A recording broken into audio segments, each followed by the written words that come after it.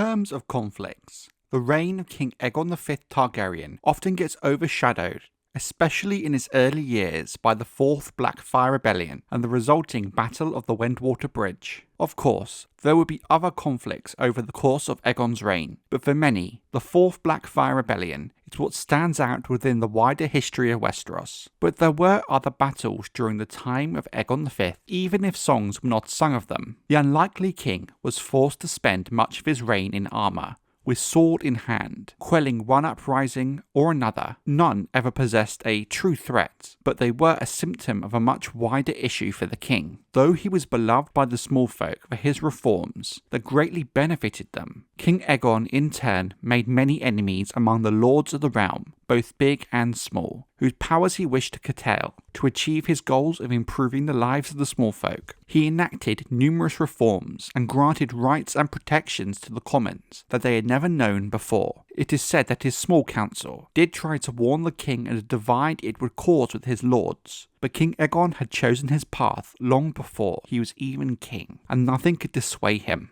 Each of these measures he introduced provoked fierce opposition and sometimes open defiance among the lords, with some even leading to the aforementioned uprisings. The most outspoken of his foes went so far as to denounce Aegon V as a bloody-handed tyrant, intent on depriving us all of our God-given rights and liberties. Famously, one of the areas of the running of the Seven Kingdoms that saw the most reform at the hand of King Aegon was how taxation was managed and handled. It is well known and well documented when the Master of Coins of years gone by had attempted a fraction of Aegon's reforms that were met with such outrage, nothing in the end changed. This time it was the king himself pushing for these changes, and as is well known, the king's will was the king's will. We cannot say if the king expected such resistance to his changes, but there is some suggestion that the resistance against him tested Aegon's patience greatly. With it said, the king grew especially frustrated. Something the wisest kings come to learn is that being king, while giving you near unlimited power, often comes with its downsides, in that despite all the power in the realm, things are never that easy or straightforward. But especially in the case with King Aegon V, the compromises a king must make to rule well often resulted in his greatest hopes reducing further and further into the future. As one defiance followed another, it was a lesson King Aegon discovered the hard way, as he found himself forced to relent to some of the most reluctant and outspoken lords, more often than he would have wished, in order to achieve a small portion of his wider aims as king. As a student of history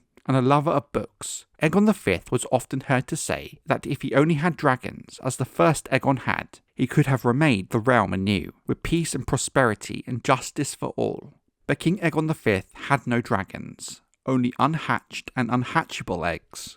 Even his sons proved a trial in their own right to this good-hearted and well-meaning king, when they could have been a strength to him and the Seven Kingdoms. Being so far down the line of succession, during his youth, King Aegon had been allowed to marry for love, something very uncommon for the High Lords and kings of Westeros most of all. As for most, marriage was simply a political tool, thus why the realm is littered with acknowledged bastards born to women these lords may have truly loved. In this, Aegon could be considered part of the lucky few, as he took to wife Lady Betha Blackwood, the spirited and some say willful daughter of the Lord of Raventree Hall, who became known as Black Betha for her dark eyes and raven hair. When they married in 220 AC, the bride was 19 and Aegon 20, and so far down in the line of succession that the match provoked no opposition from anyone involved. King Aerys I could very well have vetoed Aegon's match and found someone with more political value. Thus it goes to show how at this time, the prospect of Aegon becoming king seemed far removed from reality. In the years that followed, Black Betha gave Aegon 3 sons: Duncan, named after his mentor, the former hedge knight Sir Duncan the Tall; Jaehaerys, perhaps after the Conciliator; and Daeron, perhaps named after his elder brother. Becca also gave Aegon 2 daughters, Sarah and Riella. It had been custom for House Targaryen, since before the conquest of Aegon the Conqueror, and even before the Doom of Valyria, to wed brother to sister to keep the blood of the dragon pure. Failing that, cousins, uncles and aunts were all commonplace. Thus over the history of the kings of House Targaryen, there are numerous cases of such. But for whatever cause, Aegon V had become convinced that such incestuous unions did more harm than good. Some have speculated the issues such incestuous marriages caused factored into the causes of the Dance of the Dragons and later the rise of House Blackfyre, which in turn soured Aegon's view on the matter, while others have also put forward his own brother Aerion Brightflame's taunting threats of cutting off Aegon's private parts and marrying him might also have potentially played a role. But the truth is, we will never know.